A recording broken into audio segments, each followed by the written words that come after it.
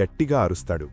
కాని జమదగ్ని మహర్షి మాత్రం ఎంతో శాంతంగా ధైర్యంగా కూర్చొని ఉంటారు. దూరంగా ధ్యానంలో ఉన్న పరశురాముడికి ఆశ్రమంలో జరుగుతున్న అలజడి తెలుస్తుంది. అతని కళ్ళు తెరుచుకుంటాయి. ఆజ్ఞతో సైనికులు ఆశ్రమంపై దాడి చేస్తారు. ఆశ్రమంలోని కుటీరాలను తగలబెడుతుండగా మంటలు మరియు పొగలు ఆకాశాన్ని తాకుతాయి. అక్కడి ప్రజలు భయంతో పరుగులు తీస్తుంటారు.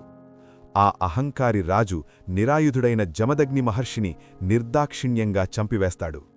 అంతలో పరశురాముడు ఆశ్రమానికి తిరిగివచ్చి ప్రాణంలేని తన తండ్రి శరీరాన్ని చూస్తాడు. అతను తండ్రి పక్కన మోకరిల్లి కన్నీరు కారుస్తాడు. కాని మరుక్షణమే ఆ బాధ భీకరమైన దైవిక ఆగ్రహంగా మారుతుంది. పరశురాముడు తన దివ్య ఆయుధమైన పరశువు గొడ్డలిని చేతిలోకి తీసుకుంటాడు. అతను ఒక సాధారణ ముని నుండి ప్రచండమైన యోధుడిగా మారుతాడు. అప్పుడు పరశురాముడు